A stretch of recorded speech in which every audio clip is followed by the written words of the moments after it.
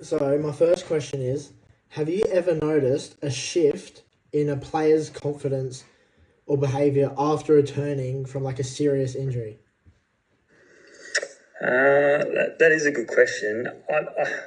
I think from an AFL perspective, I think by the time they get to back playing AFL football, I feel like they are ready to go. So I think after a serious injury for AFL players, I think, yeah, like I said, by the time they get to playing in the AFL team, they're probably, back 100%. Yeah.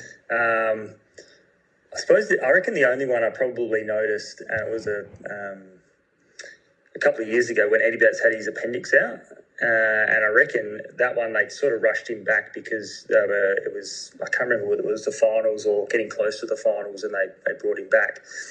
And just on the field then, I think I sensed that he was sort of shielding his stomach a little bit.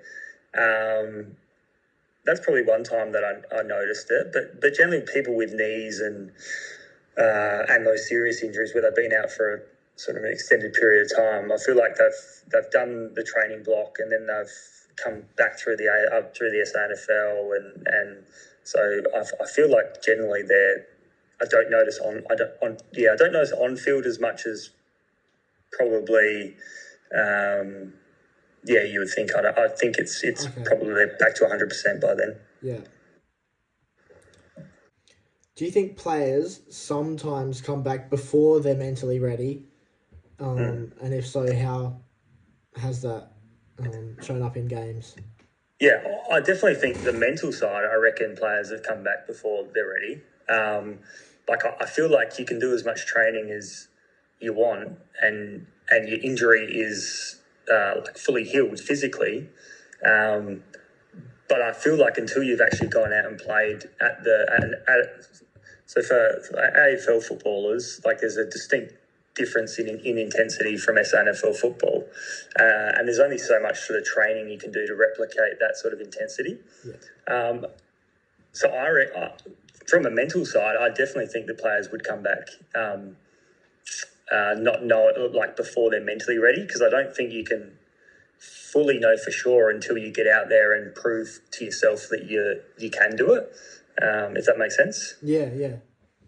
So I mean, your coaches and your physios and your sports doctors can tell you you're ready, but I feel like until you've actually gone out and done it, and that's the same from an umpire's perspective as well, where I've had a calf or a hamstring injury. You can do as much training as you want. You can feel like you're ready, but when you actually get out there is that mental, like something in your head going, am I ready for this? And is my injury going to hold up? So I think that is a real concern, yeah. From your view on the field, how have you noticed players reacting to injuries when they get them? Is it more frustrated? Is it upset or? Yeah, I think it depends on the injury and when they've gone through it before. Like, I feel like there's injuries where, like ones recently that I remember where I've been umpiring. So I did the game when Sam Powell Pepper did his knee again, and it wasn't a big knock, but straight away you could see what he'd done, and he knew it straight away. So I feel like those injuries there, where they've done it before and they know what it is and they know how long and what the rehab's going to be, you can definitely sense sort of sadness and disappointment. And another one was when I was doing the GWS game when Callum Ward did his knee. Yeah. Was it Ward? Yeah, and that. So I was close to that one, and he obviously that was going to be his last year. This year was going to be his last year. And again, he'd done it before. So as soon as he got tackled and went down, and you could see that he knew that it was his last game and that was his career done. So for those ones, you can definitely sense. And then you've got others where, I mean, it's just part of sport, isn't it? And you don't it might be a serious injury. They either don't know it at the time, so they're none the wiser, and they just sort of either try and play on or just get off, and it's not until afterwards you find out it's a season-ending injury. Or, but definitely those long-term ones where to players where you know it's going to end their career. I think that's a significant event. And you can definitely pick up on their body language from there for sure. How has the AFL's culture around mental health evolved over the years? How's it changed? Yeah, that's a good question. I suppose I can only speak from an umpiring perspective and what the AFL put in place for us. So I got on the AFL list in 2011, and there was some mental health stuff around there. Like we'd have a camp and we'd have access to psychs if we wanted them and things like that. But you'd have to sort of go out your way to get access to them. It was there, but it probably wasn't spoken about as much. And then probably a good example now for us, so for the national AFL panel, we've got 2 full-time sports psychiatrists who are employed by the AFL, and they'll touch base with us like individually a couple times a year. I actually got a message from one of them I think earlier this week, just asking whether we wanted to catch up for an end of season catch up and if there's anything to chat about. And then we'll have group sessions throughout the year where they'll do some presentations as well. So it's definitely, and I'd imagine in clubland that's probably the same. I think the mental health side of it is well catered for now, I feel like. Having said that, you still have to reach out and want to get it as well. So for people who don't want it, you can sort of still avoid it. But if you want it and you're willing to chat to people, then I feel like it's there for you to take advantage of. So it's definitely improved in the last 15 years that I've been part of football. Yeah. Dad says you're wrapping up soon. Oh, did he? Look, I'm definitely closer to the end of my career. I probably haven't got another 15 years left in me, but hopefully I can go for another 1 or 2.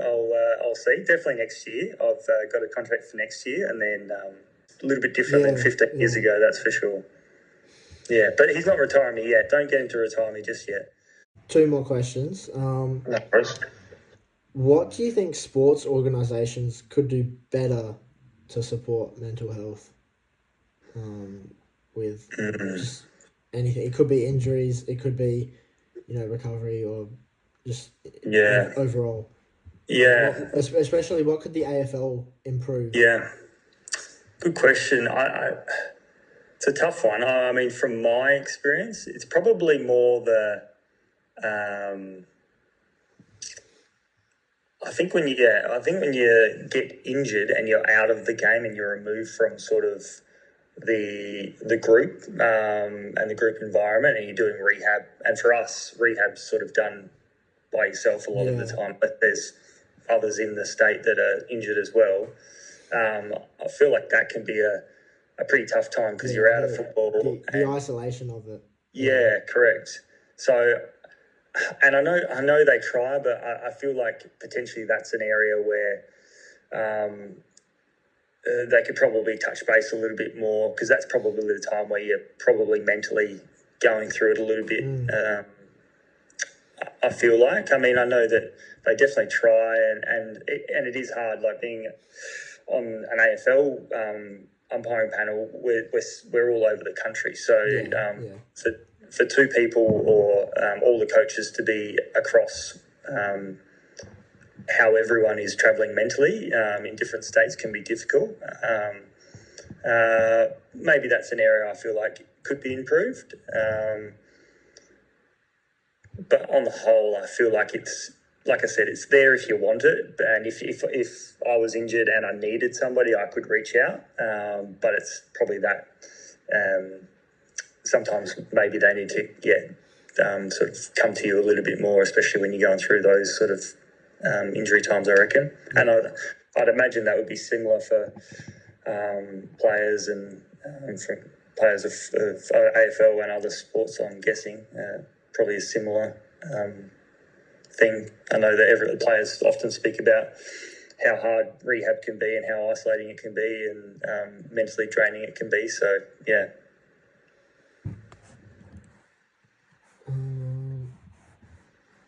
The last question is more just to wrap up, just like a general question. So, to wrap up, what advice would you give to younger athletes sustaining long-term injuries? What advice would I give? I would, for younger athletes, I would say, I know it feels like a long time when you've done the injury, and say for you it might be your knee and you know you're out for a year, but in the scheme of your career, it's a relatively short time.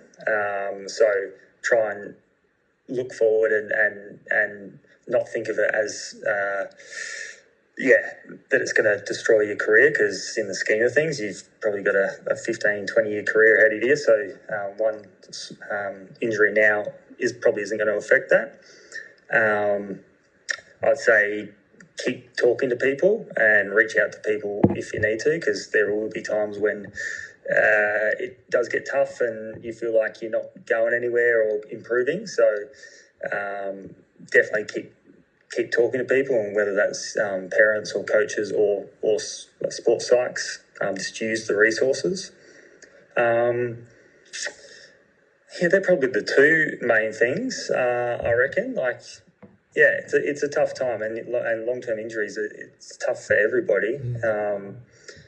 But like I said, you look back in your career and I suppose use the time that you have got off and try and set yourself goals for just improvement in different areas. So you might not be able to run, but you might be able to do different skill sessions and work on your skills, or get in the gym and do some weight stuff, or like think about where you were sort of lacking in areas before you got injured and use that time to sort of come back bigger and stronger. And that would be my advice, I reckon. Yeah, that's perfect. Yeah. No worries, mate. Okay.